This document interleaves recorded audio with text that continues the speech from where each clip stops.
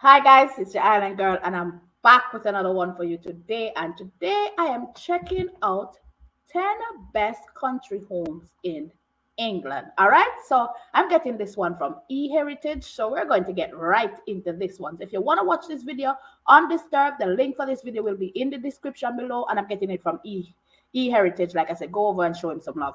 All right, without further ado, let's get into this video. So come on in, right back, put a smile on your face, and enjoy. To all my regular schmeglers, day one, sweetie pies, sweetie poos, come on in, right back, put that smile on your face, and enjoy this reaction with your island girl. All right, I'm eager, I'm excited. Here we go now. Kicking things off is the spectacular Harewood House, situated close to Leeds in West Yorkshire. I've visited Harewood a number of times over the past years, and it never fails to impress. Built between 1759 and 1771 by Edwin Lascelles, 1st Baron Harewood, Harewood House has a bit of a dubious past. The Lascelles were wealthy plantation and slave owners, whom, having accrued a magnificent wealth, invested it in the construction of Harewood.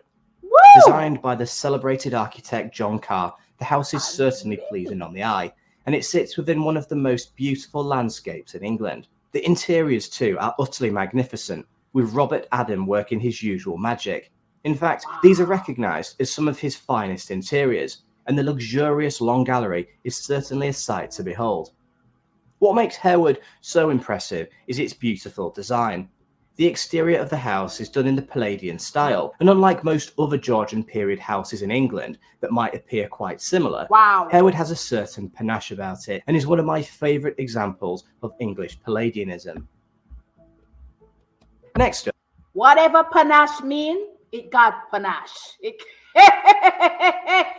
definitely got panache. It is beautiful. And when they zoom out and show the garden-like view, oh my word. Not to mention the tapestry and everything that is inside. Ooh, I love those colors going against the gold backdrop and the burgundy and the, oh my word. It is beautiful. No, that's number 10. Hardwick Hall is number 9. I'm in love. Is the imposing Hardwick Hall. I actually only visited Hardwick for the first time in 2020, and to say that I was blown away would be an understatement. Built as a prodigy house, this means Hardwick was built with the sole intention of showing off, and was designed to showcase its owner's magnificent wealth and influence. The house was built by Bess of Hardwick, whom, having married no fewer than 4 times, amassed a ginormous wealth, second only to that of Queen Elizabeth. Of course, she required a house worthy of her status, and completed in 1597, Hardwick left no one in any doubt about its provenance. Built to the rules of symmetry and said to contain more glass than wall, the National Trust's Hardwick Hall is one of the finest examples of Elizabethan architecture in England. Jeez. The hall is indeed very striking, and you may recognise it as Malfoy Manor from Harry Potter. Yes. Hardwick's tapestry-hung interiors are equally as impressive. Again, clearly designed to impress, the interiors are literally fit for royalty, with the spectacular long gallery serving as the largest surviving Elizabethan long gallery in England. The internal spaces at Hardwick are so vast that they absolutely have to be seen to be believed. Hardwick Hall is perhaps the grandest prodigy house in England, and was home to one of England's greatest women. It truly is a house worthy of recognition.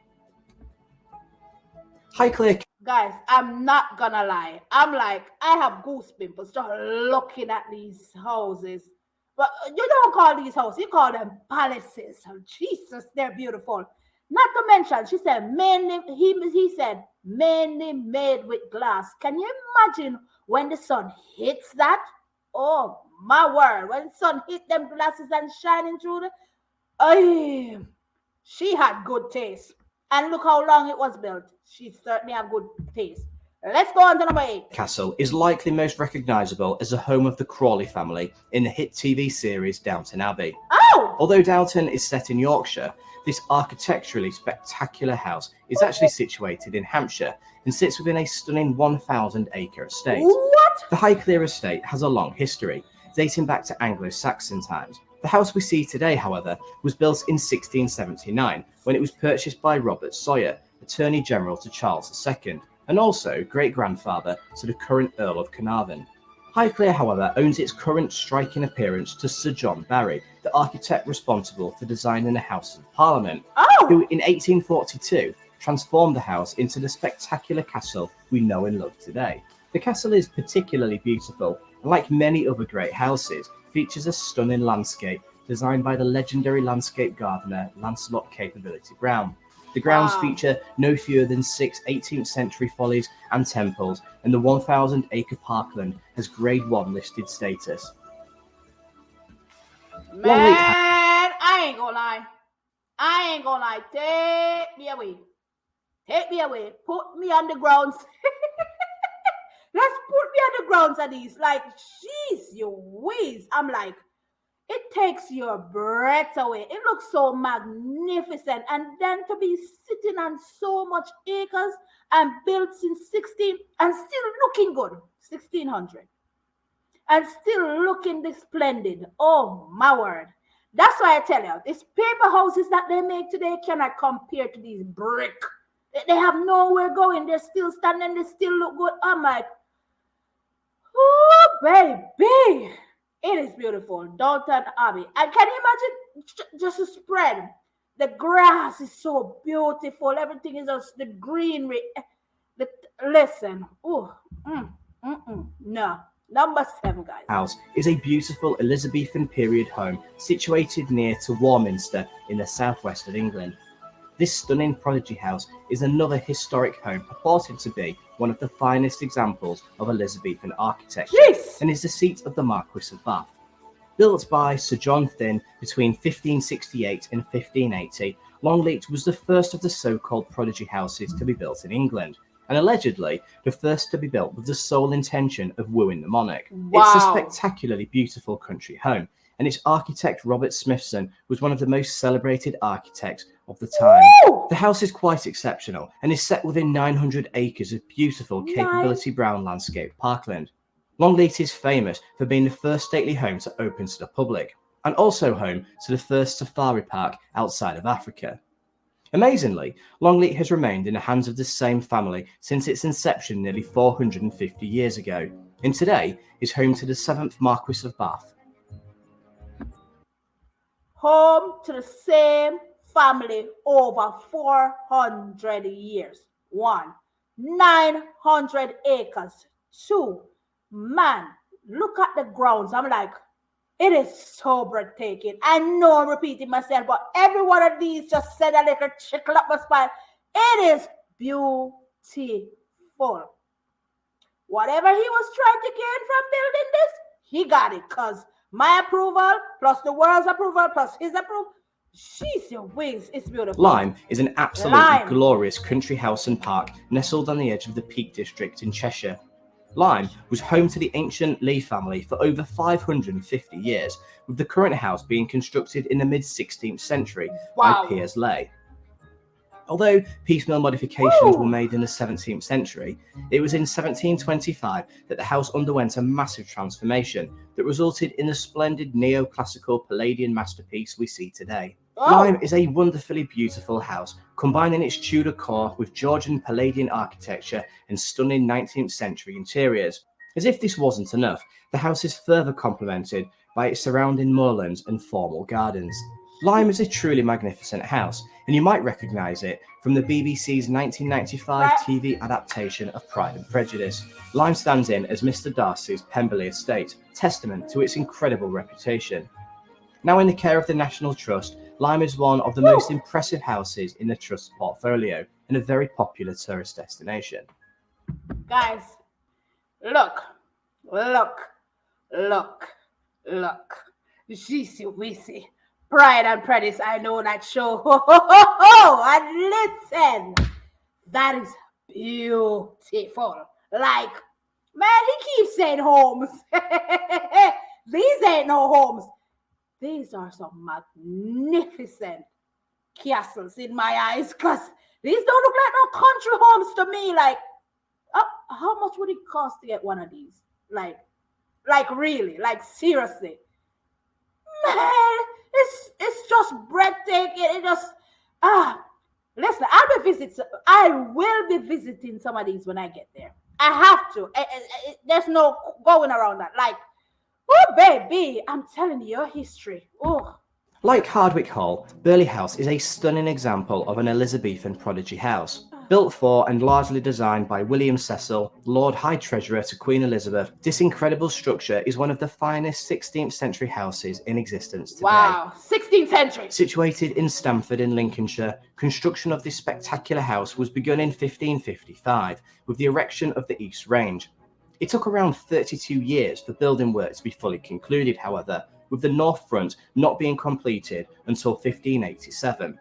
Like so many other great prodigy houses, Bly was designed to impress, and with Cecil being one of the most powerful courtiers in the land, absolutely no expense was spared on this spectacular home. Jeez. Furthermore, with hopes of one day housing the monarch herself, Bly was certainly grand enough and large enough to entice the Queen and her enormous entourage. The scale of Bly is also quite amazing.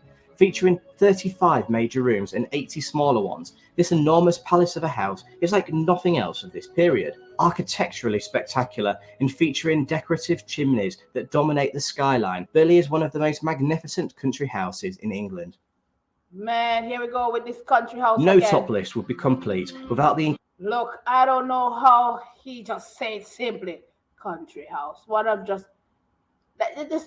The chimneys look like, you know, that Taj, it has this Taj Mahal looking, crowny looking top. I like that look. It is so cute. I just like it. But oh my word. I don't know. I don't know, man. It's like each house that he shows, country houses, each one that he shows, it just get better and better. I'm like in awe. I'm amazed at inclusion of the mighty Blenheim Palace. Situated in Oxfordshire, Blenheim is the historic seat of the Dukes of Marlborough, with the estate being gifted to the first Duke, John Churchill, following his military success in the War of the Spanish Succession. Wow. The palace has remained in the hands of the Dukes of Marlborough ever since, and was significantly the childhood home of British Prime Minister Sir Winston Churchill. Oh. Built between 1705 and 1722, Blenheim is the only non-royal house in the UK to bear the title palace, and also enjoys UNESCO World Heritage Site status. Like Castle Howard, Blenheim was designed by architects John Vanbrugh and Nicholas Hawksmoor, and serves as one of the finest examples of Baroque architecture anywhere in England. In addition to the colossal house, Blenheim also features 2,000 acres of parkland designed by Capability Brown and 90 acres of spectacular formal gardens. It's no wonder Blenheim is so popular with visitors, and it serves as one of the most popular tourist destinations in Britain. No. Hi guys, so we're just about to explore my top 3. No. The only house in England to be considered as a castle, but it's not a castle. Look at the grounds of this one. Like, look at the grounds. I'm like, jeez, you whizzer.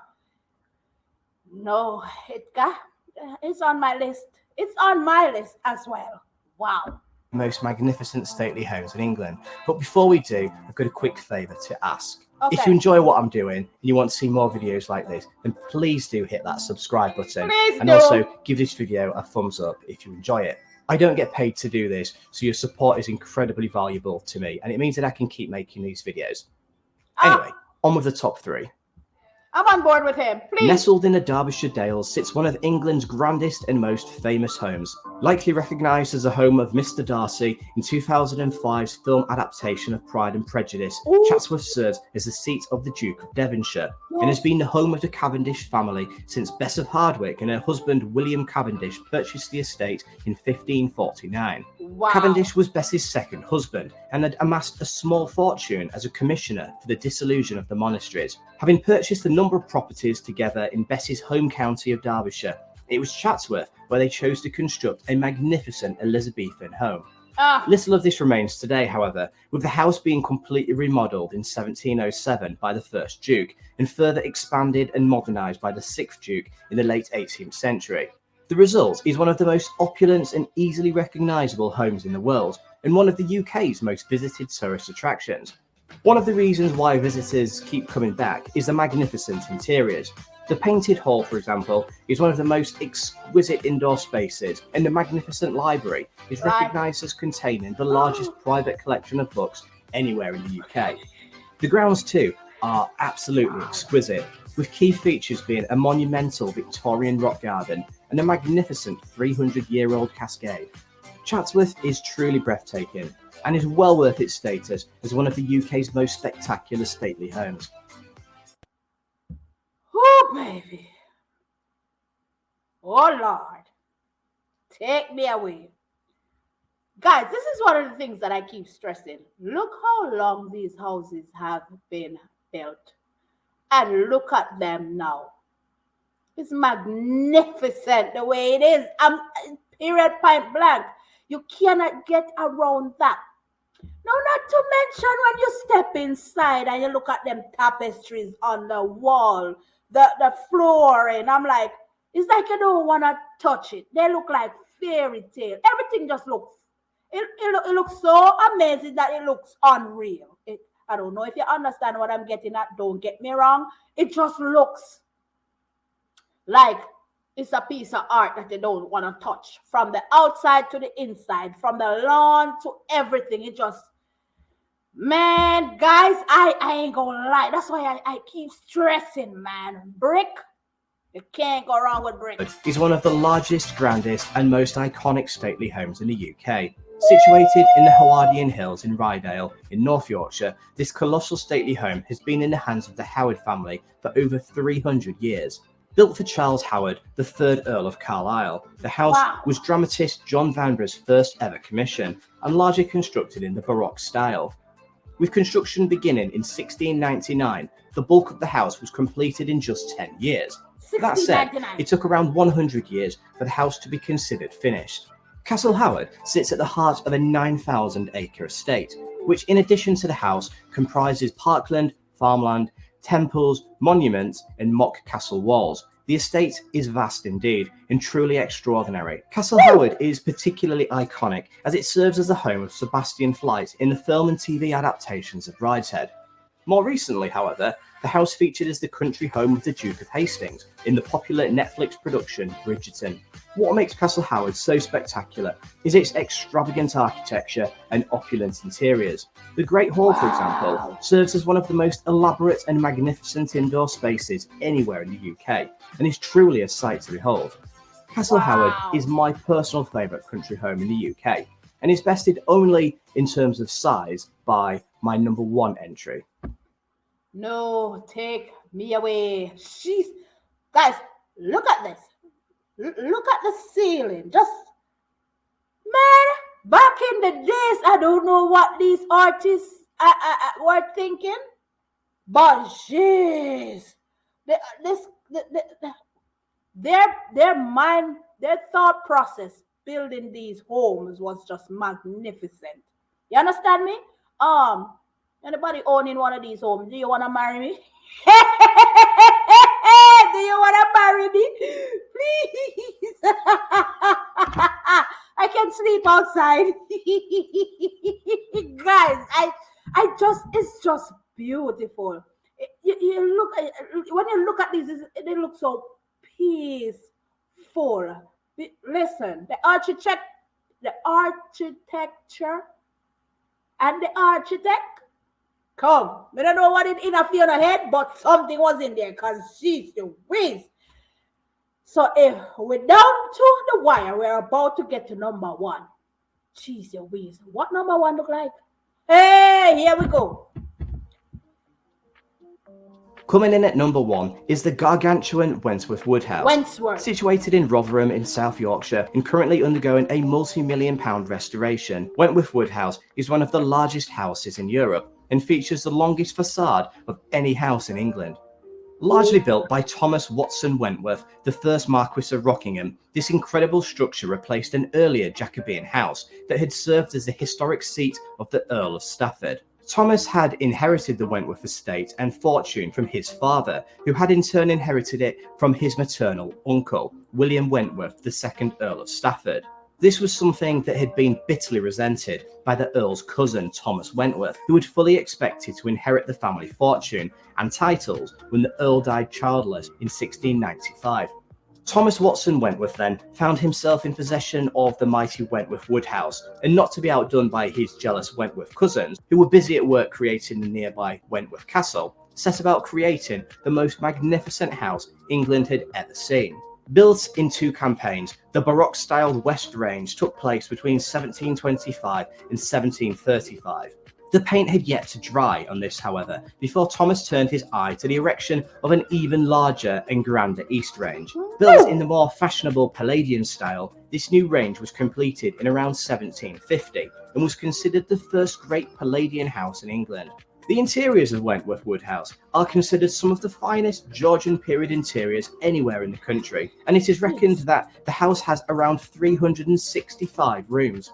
The standout piece has to be the breathtaking marble saloon, featured not so long back in the Downton Abbey movie. Wentworth is truly colossal in every sense, and when its restoration is complete, will likely serve as one of the finest country houses open to the public anywhere in the world. The prospect of bringing this fantastic home back to life is truly exciting, and I can't wait to see the results. There you go, guys. That was my top 10 list of most magnificent stately homes in England.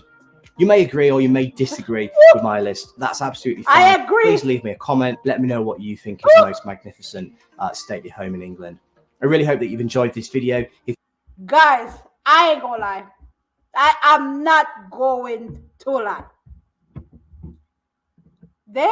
Magnificent is not even a word. There has to be another word that we can use, because stately homes in England, and these are the 10 more. Listen, I agree with this pick, and I know there are other houses that he could have looked at, but my word, oh my word, I'm in shock. The last one that he showed, Wentworth, I think he said, it's going multi-million pound. Did I hear that right? Multi-million pounds, you know, to renovate this house, house. Guys, I don't get it, man. I'm like, these houses are so beautiful, so amazing. I'm like, what renovation does that need? If it's looking like that now, what he has shown, can you imagine when they're finished? Like, what it's going to be like? I was literally awestruck. I was amazed. It's unbelievable. I'm like, these are, he said, best country homes. I still can't get over that, Homes. Like, oh my word, homes. I will definitely have to visit some of these. I don't know how far apart they are from each other, but I'll be making multiple trips to the UK either way. So it's either here or there, because England is going to be my home away from home until it becomes my home. Period, point blank. That's what I'm getting at. Man, I love it. I love it. Like the thickness and the rich look of the walls, the interiors. You understand? From these building the 1600 and still standing and looking this good, it don't get no better than that. Like, seriously. I know I'm yapping because I can't get over myself with just how humongous these houses are. The richness of what the interior looks like. I'm not talking about money-wise. I'm just like the material.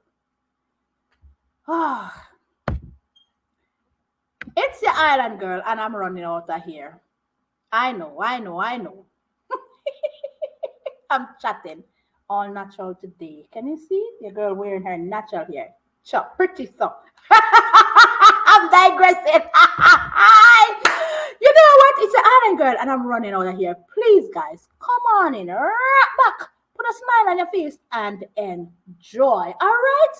Don't forget to slap the like button, share this video, and you know what? When you share, when you slap, that help Island Girl channel. All right? Not only that, if you haven't subscribed already, what are you waiting for? You don't want to miss any video that I post. So once you hit that subscribe button, make sure you hit all. So every time I post, you get that notification right away.